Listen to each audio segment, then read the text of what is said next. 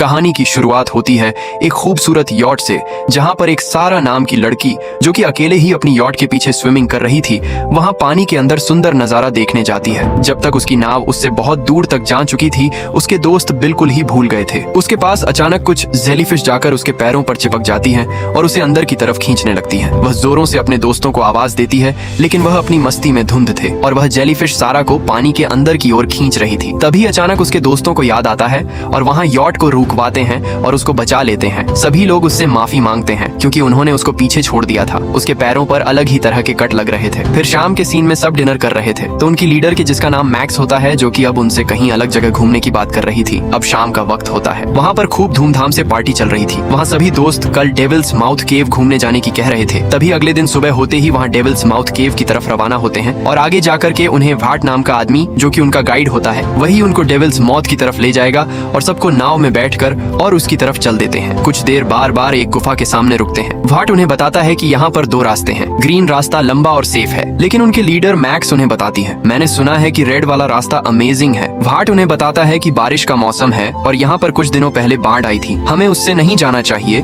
लेकिन वह सभी लोग जिद करने लगते हैं और रेड वाले रास्ते से ही जाने देते हैं। फिर वाट भी उनसे हाँ बोल देता है और एक स्कूबा डाइवर भी होता है जो कि उनके नीचे चलेगा उनकी सेफ्टी के लिए। फिर सभी लोग तैयार होकर के उस केव में जाते हैं और सभी पानी में कूद जाते हैं। जैसे ही सारा पानी के अंदर देखती है तो उसे कुछ ईल मछली जैसा दिखाई देता है। वह तुरंत वाट को बताती है, लेकिन वह बताता है कि ईल समुद्र में पाई जाती है, न कि केव में। फिर वहाँ सब आगे की ओर बढ़ते हैं तो आगे जाकर के उन्हें नीले समुद्र की केव दिखती है जो अत्यधिक सुंदर दिख रही थी। फिर सारा वहाँ पर भी नीचे की ओर देखती है तो उसे वही स्कूबा डाइवर दिखता है जो कि सारा की तरफ इशारा कर रहा था। फिर वॉट उन्हें और आगे की तरफ ले जाता है। आगे एक भयानक मंजर था, यही था जिसकी हम बेसब्री से इंतजार कर रहे थे। उस केव में भयानक दांत दिख रहे थे। वॉट उन्हें बताता है यही है डेविल माउथ केव। अब वह सब वॉट के साथ अंदर जाते हैं। अंदर डरावना मंजर था और बहुत अंधेरा था। वहाँ कुछ चमगादड़ उड़ते हैं। उनको देखकर उनमें से एक लड़का सीटी बजा देता है और बहुत से चमगादड़ उड़ते हैं उस केव में। फिर वह थोड़ा और आगे बढ़ते हैं तो उन्हें लाइटनिंग दिखती है, जहाँ पर नीले रंग के समुद्र दिख रहा था। वह उसको छोड़कर और आगे बढ़ते हैं तो वह पहुंचते हैं डेड सी में। यहाँ पर बहुत सारी मछलियां मरी हुई थी। उनको देखकर वह घबराते हैं और वाट से पूछते हैं, लेकिन वाट बताता है कि कुछ दिनों पहले एक सुनामी आई थी तो शायद खारे पानी की मछलियां यहाँ पर मीठे पानी में आ गई हैं, जिसकी वजह से वहाँ मर गई है। फिर मैक्स सारा से फोटो खींचने की कहती है और वह वाट को कैमरा पकड़ा करके खुद भी उसी पत्थर पर बैठ जाती है और वह सब अपनी फोटो खिंचवाते हैं। फोटो खिंचवाने के बाद वहाँ आगे बढ़ते हैं तो उनमें से एक लड़की के पैर में नुकीले पत्थर चुभता है। वह देखते हैं तो उसके पैर में से खून आ रहा था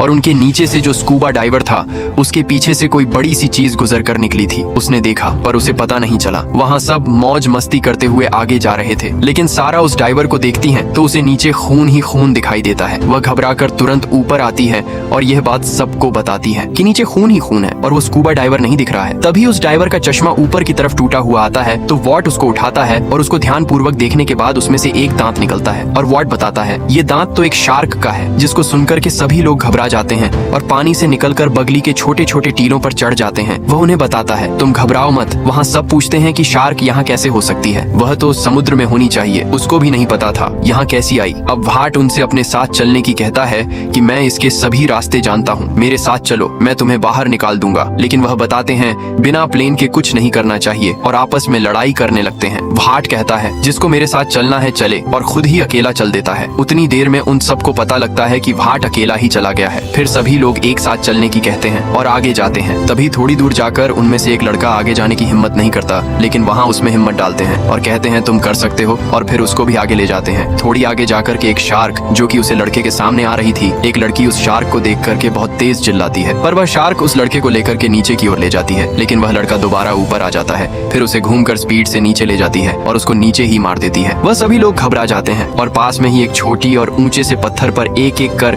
सभी उस पत्थर पर चढ़ जाते हैं। सोचो कैसा होगा अपने दोस्त की मौत को अपने सामने ही देखना। और वहाँ सभी लोग उसके ऊपर खड़े होकर कि उसे नीचे शार्क को ही देख रहे थे। शार्क को देखकर सभी चुप रहने की कह रहे थे। दूसरी तरफ हमें वॉट दिखाया जाता है जो कि अकेला ही आगे बढ़ता जा रहा था। उसके सामने एक पत्थर की शिला आ जाती है और वो जानता था उसके नीचे से रास्ता है। फिर वो नीचे की तरफ जैसे ही जाता है तो उसे अपने सामने एक शार्क आगे से आती हुई दिखाई देती है, जिसकी वजह से वहाँ तुरंत ऊपर की तरफ जाता है और घबराकर ऊपर पत्थरों के बीच में अपने आप को स्थिर रखने की कोशिश करता है। लेकिन वह पत्थर फिसलन भरे होने के कारण सरक जाता है और वहाँ सीधा पानी में चला गया और शार्क ने उसको वहीं पर दबोच लिया। वाट की चिल्लाते हुए आवाज को सुनकर के करके वह सभी लोग और भयभीत भयभीत हो जाते हैं। अब यहाँ से जाने का प्रयास करते हैं। एक लड़की उन फिसलन भरी चट्टान से अचानक फिसल जाती है। सभी लोगों को उसे जल्दी से ऊपर आने की कहते हैं। वह जल्दी से ऊपर आने की कोशिश करती है। तब तक उसके पीछे वह शार्क आ जाती है, जिससे वह और जल्दबाजी करते हैं। लेकिन सारा उसे लड़की को ऊपर खींच लेती है और स्पीड से आती हुई शार्क उनके नीचे पत्थर में फंस जाती है और उसका निकलना नामुमकिन सा हो जाता है। इसी बात का फायदा उठा करके सारा उनसे कहती है कि हमें अभी यहाँ से निकलना होगा क्योंकि शार्क फंस गई है। इतने में ही वही लड़की दोबारा चट्टान से नीचे फिसल जाती है और शार्क उसमें पत्थर को वहाँ से तोड़ देती है और आगे की तरफ चली जाती है। सारा उससे जल्दी ऊपर आने की कहती, जब तक वह शार्क घूमकर उसके पीछे दोबारा आ जाती है पिछली बार की तरह। अब वह दोबारा ऊपर नहीं चढ़ पाई, जिसके कारण वह शार्क उसको अपने मुंह में पकड़ लेती है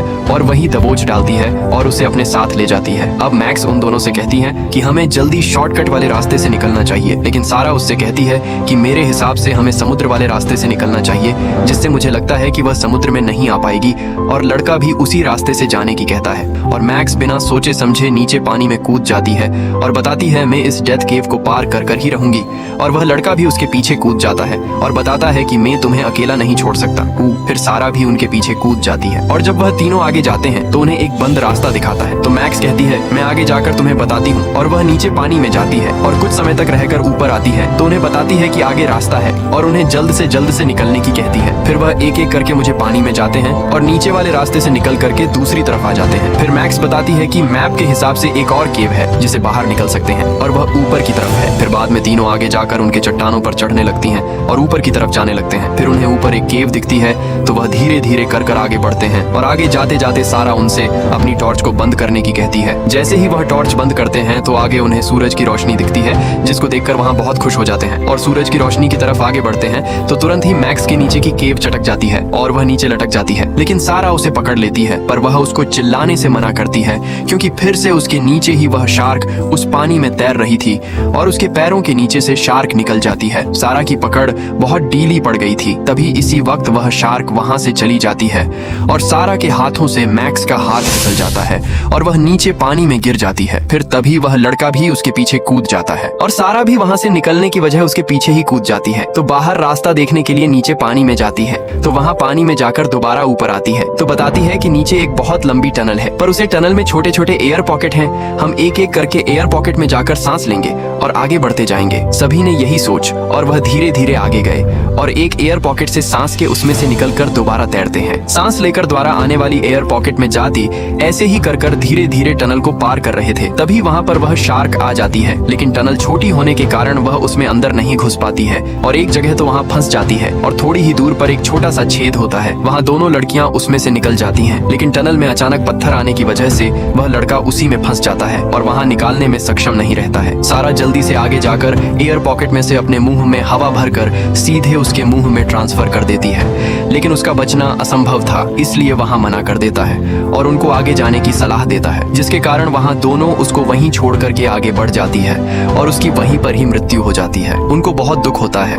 लेकिन वहाँ नहीं रुकते और टनलों को पार करते हैं और आगे जाकर के एक और केव में पहुंचते हैं, लेकिन वहाँ पर वह शार्क आ जाती है पर वह उससे बाल बच जाते हैं और वह तुरंत वहाँ से निकल जाती है। पर आगे जाकर के मैक्स को वही ब्लू सी की केव दिखती है जिसमें नीला पानी था, क्योंकि वहीं पर एग्जिट होगा। तो मैक्स और सारा दोनों ही उसके भी तरफ जाती है और के धीरे धीरे पास जाती है, लेकिन सारा बगल में एक पत्थर पर चढ़ जाती है और मैक्स से कहती है, लेकिन वह कहती है अब तो हम पास ये हम निकल जाएंगे। वह मना करती है, लेकिन मैक्स नहीं मानती और उसके पीछे शार्क आ जाती है। सारा बहुत तेज चिल्लाती है कि मैक्स तेज, तेरो तुम्हारे पीछे शार्क है।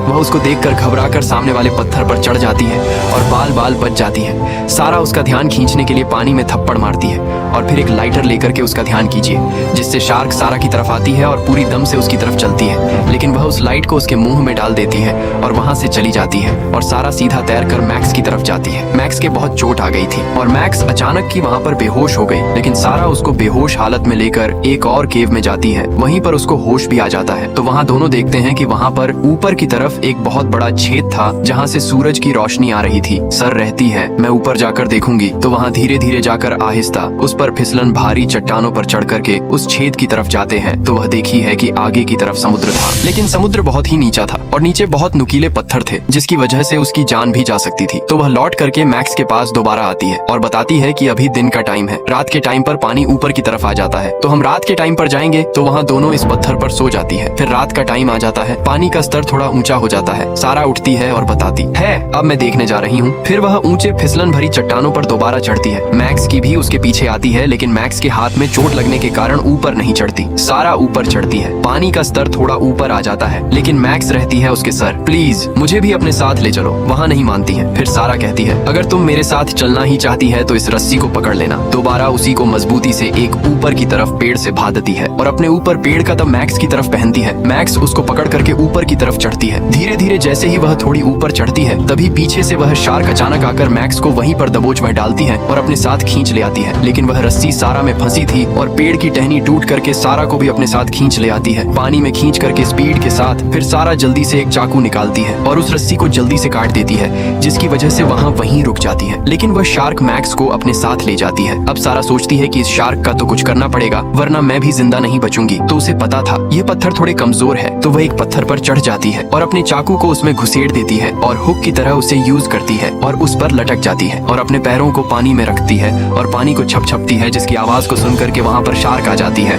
और उसकी तरफ स्पीड से आती है। जैसे ही थोड़ा सा नजदीक आती है तो वह अपने पैरों को ऊपर उठा लेती है, जिसके कारण सारे नीचे पत्थर में टकरा जाती है और लौट जाती है। फिर सर उसको दोबारा बुलाती है, अपने पैरों से उसे आकर्षित करती है। जैसे ही वह दोबारा इस तरह से कोशिश करती है तो सारा अपने पैरों को दोबारा ऊपर उठा लेती है, जिसके कारण वह दोबारा पत्थर से टकरा जाती है और लौट जाती है। फिर इसी को तीसरी बात दोहराती है और आपकी बार शार्क और तेजी से आकर के ऊपर उठ जाती है और सारा अपने हाथों को छोड़ देती है, जिसके कारण वह ऊपर वाले पत्थर से टकरा जाती है और पत्थर टूट करके सीधे उसे शार्क के ऊपर गिर जाते हैं और शार्क वहीं पर डब करके उसकी मृत्यु हो जाती है और सारा नीचे पानी की तरफ जाती है। लेकिन उसके सिर में एक पत्थर टकरा जाता है पर वह बच जाती है और जैसे ही वह ऊपर आती है तो देखी है कि थोड़ी ऊपर सूरज की रोशनी दिख रही है। वह धीरे धीरे चढ़कर ऊपर की तरफ जाती है तो आगे देखते कि खुला आसमान होता है और वह इस डेविल्स माउथ केव से अकेली ही बाहर निकल आती है और फिल्म यहीं पर ही समाप्त होती है। अगर फिल्म अच्छी लगे तो लाइक और सब्सक्राइब करें। धन्यवाद।